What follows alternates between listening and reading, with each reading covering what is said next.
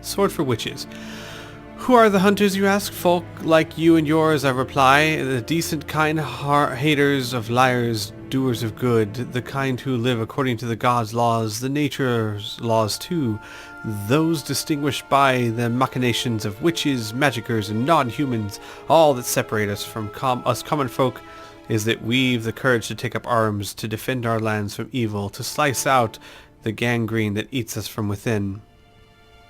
We haven't a leader, we haven't forts or land, though God-fearing Radovid supports us with his gold at times. We've not sworn him nor any other ruler any oath.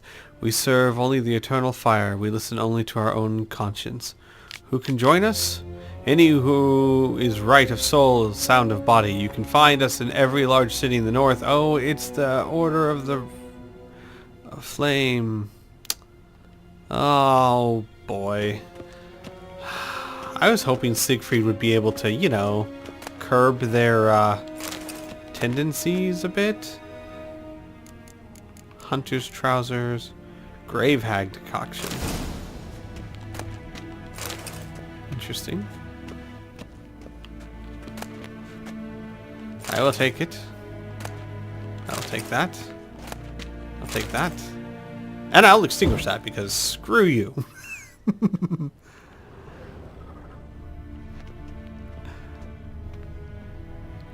Let's see what else we got here. I don't know. I like Yennefer so far. She who knows. Folk say there were 4 at first. The mother, she who knows, the Lady of the Wood, came here from a faraway land, and since she suffered terribly from loneliness, she made 3 daughters out of dirt and water. A long, long time ago, the mother was sole ruler of all of Velen. Her daughters brought her the people's requests and served as her voice. Each spring, sacrifices of grain, animals, and men were made to the Lady of the Wood on her special night. Yet as years passed, the Lady of the Wood slipped deeper and deeper into madness. Her madness eventually spread over the land. Men took to abandoning their homes and setting out into the bog, where they became food for beasts. Before long, Velen was drowning in blood. The daughters saw their land nearing destruction and took it upon themselves to save it. When spring came once more, and with it the night of sacrifices, they killed their mother and buried her in the bog. Her blood watered the oak atop Ard Serban, and from then on the 3 grew wholesome and hearty fruit for the people. As for the lady's immortal soul, it refused to leave the beloved land, so the sisters imprisoned it. To this day it lies trapped beneath the whispering hillock, where it thrashes around in powerless rage. Ooh. Alright, what else we got? That's another door. I'm gonna loot this. Alright, let me get a drink real quick. Oh cool, this is about Ciri. Cirilla Fiona Ellen Renon, born in 1251, heiress to the throne of Sintra, princess of Berg and duchess of Sodden, heiress to Innis Ard Skellig and Innis Ard Skellig and what? Heiress to Innis Ard Skellig and Innis Ann Skellig, and suzerain of Atura. Okay, whatever. Daughter of blah blah blah blah blah. Goddaughter of the famous lioness of Sintra, Queen Calathane. A shipwreck occurred during a journey from Sintra to Skellige, which took the lives of Urtron and Pavetta. Cirilla's further upbringing was then entrusted to her grandmother. In 1260, afraid of the looming Nilfgaardian threat, Queen Calathine sent Cirilla to the court of King Eirval, where the heiress of Sintra was to marry the heir to the throne of Verdun. Prince Kistern, though allying with Verdun and gaining the aid of the realm's army, was at the time Calanthe's top priority. No marriage ever occurred, and Cirilla returned to her godmother's court. In 1262, during the so-called Sintra massacre, Cirilla went missing... ... which I'm guessing is when our hero found her.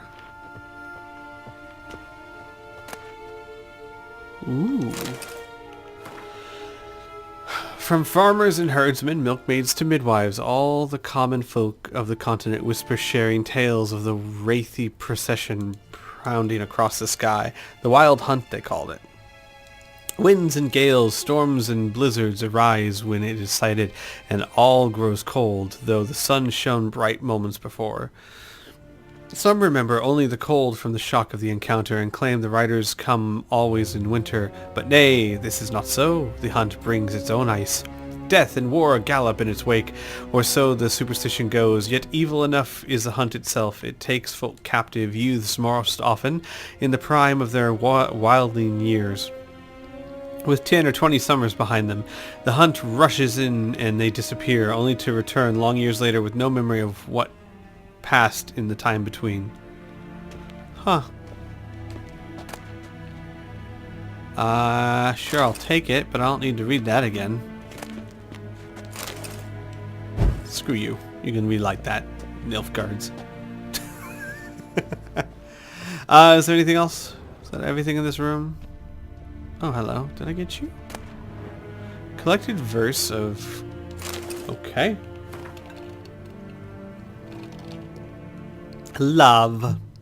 To love is to build a house of cards or play a game of chess. But one wrong word or ill-thought move and you must start it all afresh. That's not even close to true. Look, I have a wife and there have been, on occasion, times where I said the wrong thing, was tired, maybe I was a bit of a dick. I didn't then have to start from square one. That's not really how love works. It's not like at that point I had to then go, oh, maybe we can date every weekend. Tide. Whenever I watch the tide recede, cold coils of fear grip around my heart. Will the seas sneak back, calm and sure? Yes. Yes, it will. In the dark of night, as they have before? Yes. Or will they stay on distant shores? No. Leaving crushed shells and washed up dreams? No. As memory? No. No. Science. Learn it. It'll come back.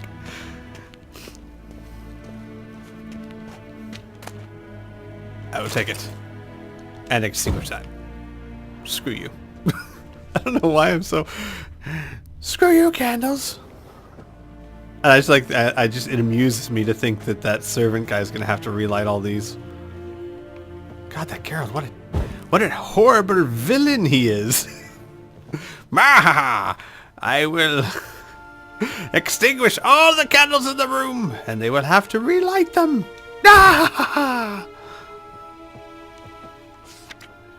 For I am evil incarnate. Alright, so a couple of things. I like how the hunt seems to be the main villain in this game so far.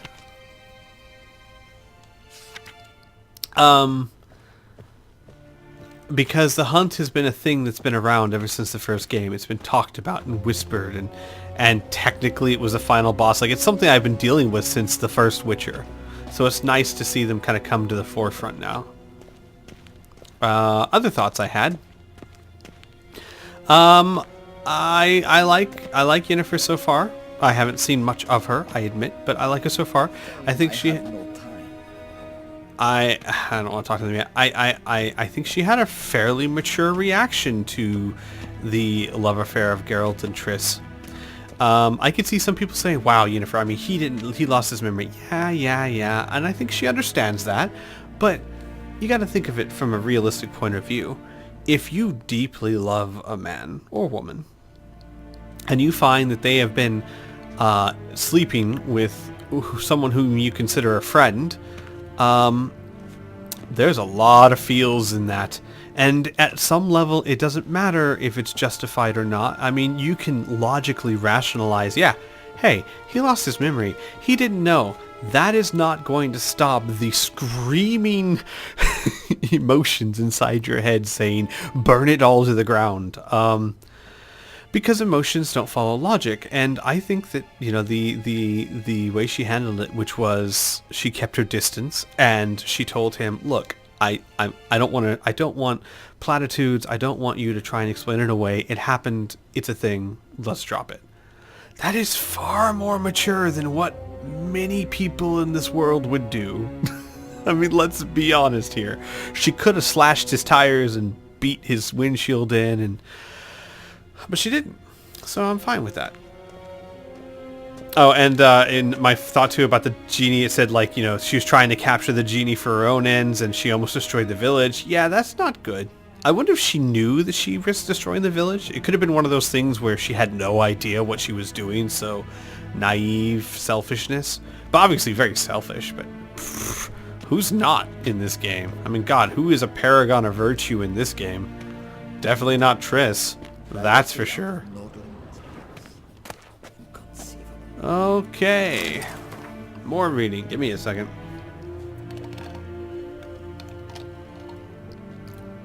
What is a non-human? The answer is simple. As the very name suggests, it is something which resembles, yet nevertheless is not a human. Though it walks on two legs, speaks a tongue similar to our own, and dresses in similar attire, it is all the same, has more in common with base beasts than... Okay, this isn't propaganda at all. Dwarves like moles are like moles. They feel best underground and avoid direct sunlight. They live in filth, forever smudging themselves in mud and slime. They love everything that can be found within the earth, rocks, metals, minerals of all shape and color. It is also said that their kindred moles, they feed most readily on worms, roaches, and other night crawlers. The hell is this? Halflings, for their part, are more reminiscent of gophers. Fat, lazy, and loud in the typical rodent way. Their minds are filled only with the thoughts of food and drink, which they steal from other nobler beasts and greedily squirrel away in their hovels. How do you know that's what gophers do? They are marked by cruel craftiness. You could be dying of hunger and they would not share a meal with you.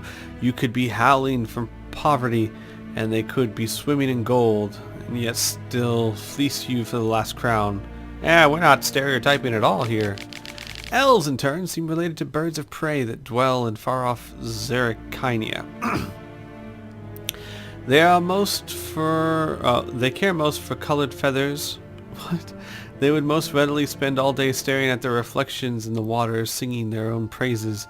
They are so awash in self-love they no longer feel any desire towards members of the opposite sex of their own species. What the hell?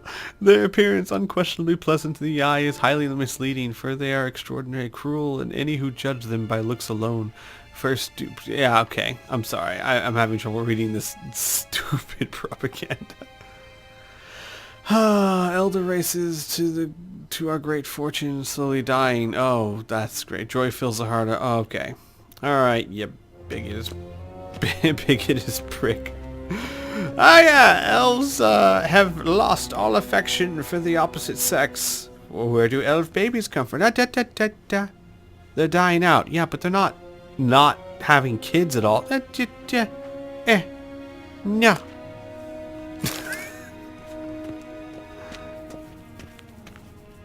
Is there tons of stuff in here too? I want to talk to this guy, but I want to see what else I can take first. Yeah.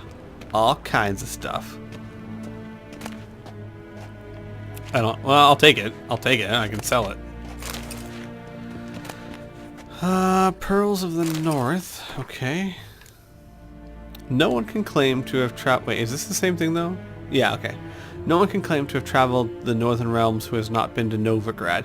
If I were forced to list what during my main meanderings has made the greatest impression on me, it would be precisely this great and yet same time free city. The metropolis worthy of the empire. Its only flaw is that the civilization Nilfgaard carries with her has not yet enlightened it. Excuse me. This is why hordes of reactionary cultists of the Eternal Fire dwell in the midst of its excellent buildings and superb commercial infrastructure. One feels as though superstition is how the local hierarch and his temple guard cement their power over the city dwellers. And many they are to control, for the city counts no less than 30,000 of inhabitants. While strolling through its fabulous port, surrounded by marvels of architecture, it is hard to imagine that centuries ago Novigrad was a mere minor elven townstead. When the city fell into the hands of the Nordlings, its problems grew exponentially, for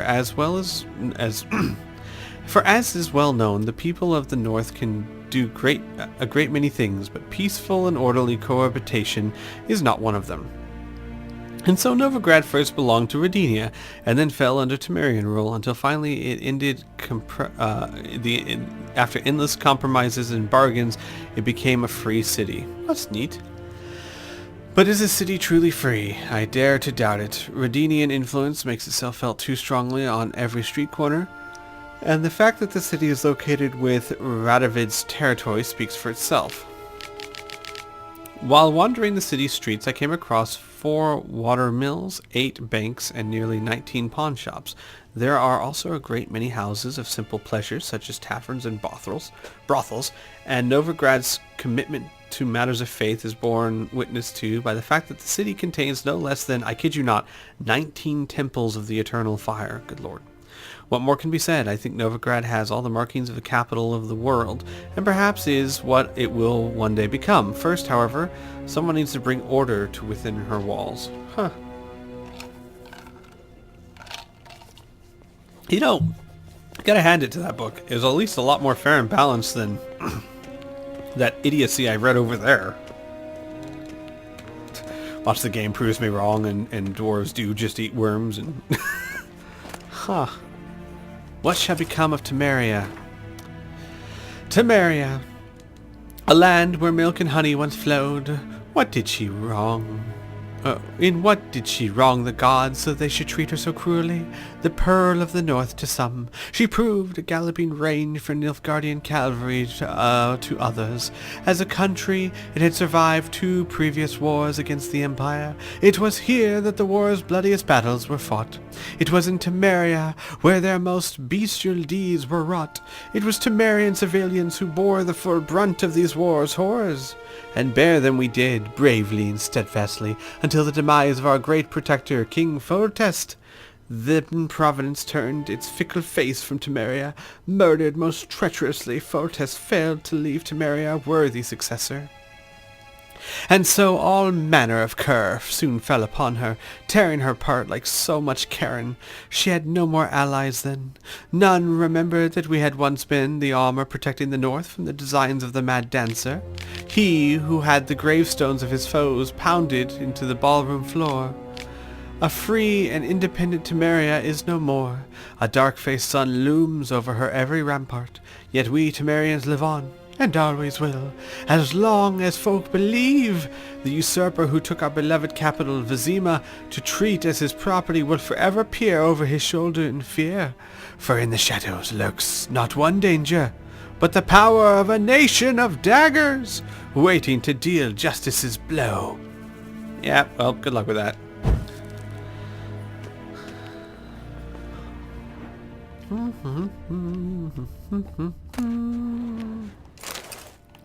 Is this the same thing? Yep, same thing.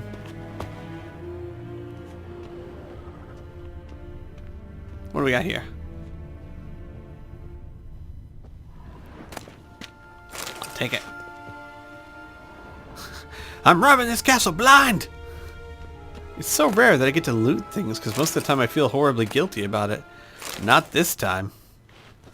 Not this time. What is this? It's like the world's biggest bong? A shame Interesting. I have no time. Alright, let's talk to him. Ambassador Varatra, Yennefer suggested I ask you about current events, the war and so on. Of course. The Emperor's servants should keep no secrets from each other. If you will, let us approach the map.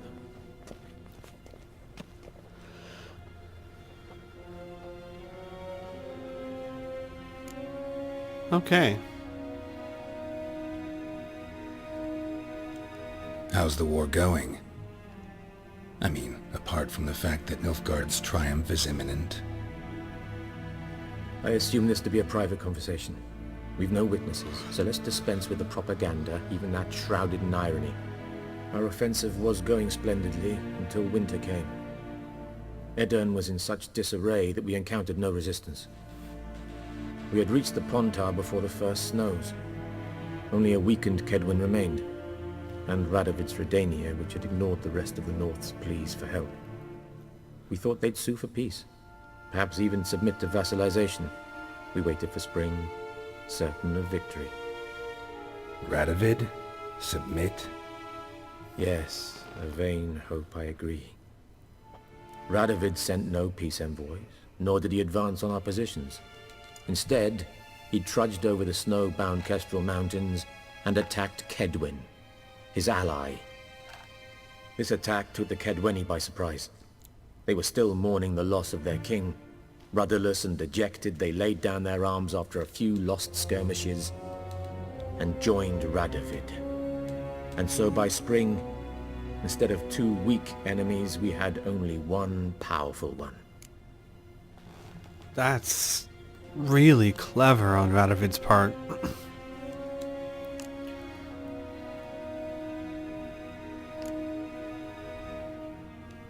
That admiration I hear in your voice? Radovid is our foe, but I cannot deny he is clever. He played us for fools, particularly dense ones at that. Returning to the war, this spring there was a massive battle in the marshes of Velen. Massive, yet indecisive. Both sides suffered enormous losses, unprecedented even. Radovid has retreated across the Pontar. He's safe for now, until reinforcements arrive from the south. Then Emperor Emir var Emrys will deal with him once and for all. Couldn't you just go home? Save everyone a lot of marching, not to mention a few human lives. I'm afraid the stakes are too high to fold now. We can only go all in. Uh-huh. I'm gonna ask that other one. Let me see if I can do this again. How's the war going? I mean, I assume our offensive only a week. All right. Radovid? Yes, this attack took the Kedwen, and so by spring, Yeah. What about Kavir? Kavir values its neutrality, enough not to lend its armies, or more importantly, even its coin to either side. Returning to the war, this spring there was a massive battle. Okay. Radovid has Couldn't you just go home? I'm afraid the stake... All right. How do things look in Velen? As bad as ever, perhaps worse. This land never flowed with milk and honey, and now it flows with blood. Armies have swept through it several times, trampling fields, looting granaries, burning villages. Famine grips the populace. So how's ruling that earthly paradise going for you?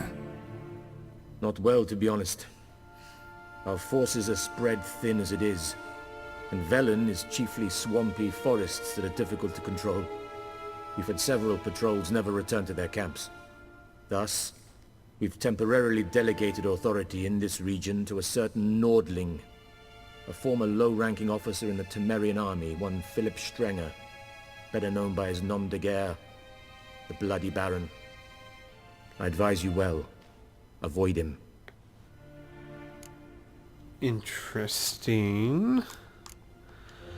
Any news from Novigrad? Is the free city still free? Yes, although everyone knows this won't last. Radovid is in Oxenford, and the Emperor is here in Vizima, at Novigrad's doorstep, both. And both require coin and ships, and Novigrad can provide these. Which is why the mood in the city is rather, well, on edge. Meaning? How do men deal with fear? They seek reassurance and scapegoats.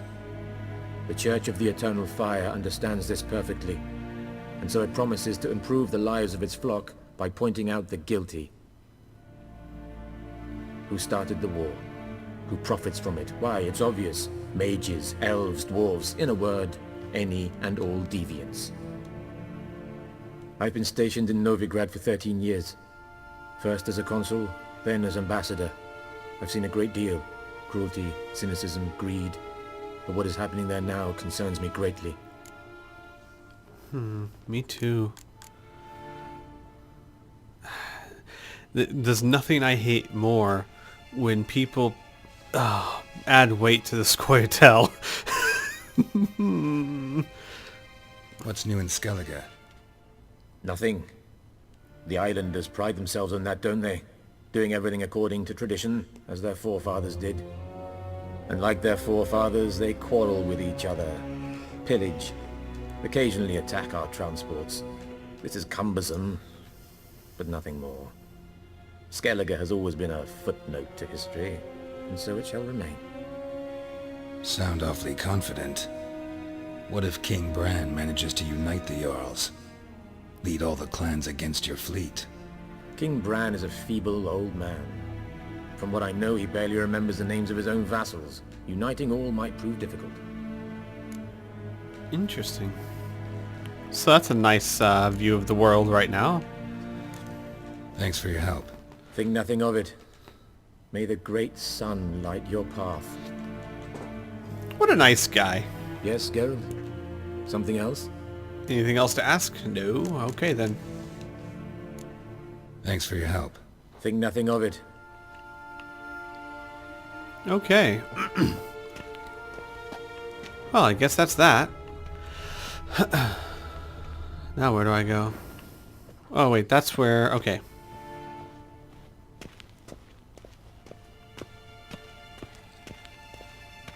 So I guess we go. Let us not tarry. How might I serve the gentleman? You can relight all By the candles in returning there. my things.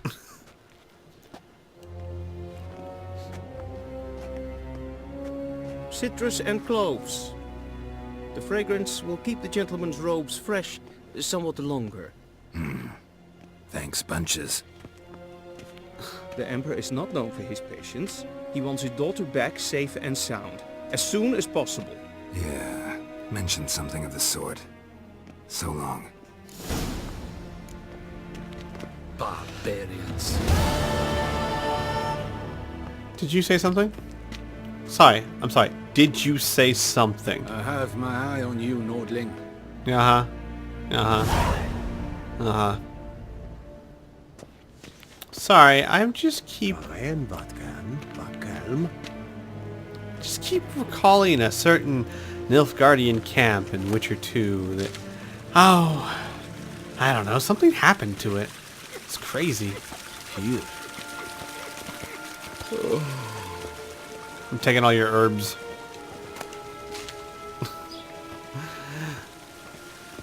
I'll rob this place blind!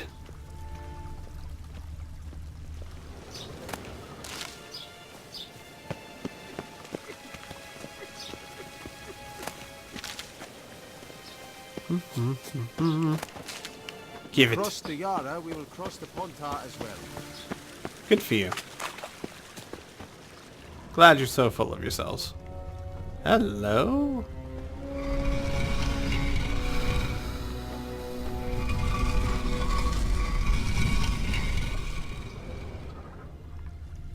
What just happened?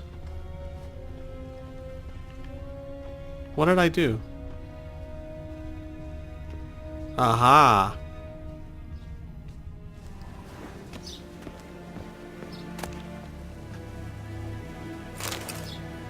Hello. Dear Sir Roderick DeWitt, please forgive me for my tardy response. I was waiting for Golan Vivaldi to confirm sufficient funds were available to redeem the bill of exchange you provided. Not that I don't trust you, but the gods help those who help themselves, as the Cadwinian saying goes. Getting straight to your question, Princess Adda's curse could indeed be caused to return. The Witcher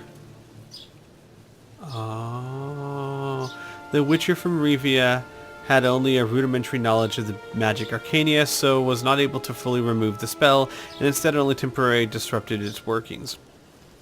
I think Sir Roderick was that douche that we killed in the first game that brought Adda's Striga curse back. For Adda to become Striga once more, one would have to sprinkle her food with 3 drops of blood from her father, King Foltest. 3 drops of blood from a wolf, and 3 drops of bile from a freshly buried woman. One who died having finished 100 years, but not yet having started her 101st. Then one must cast the incepted triangle over the meal thus prepared. That should do the trick. Yet please consider careful whether you truly wish to carry out such an ignoble deed. Hoping to do business again with you in the future, Alessandra de Ville. Interesting. Interesting indeed.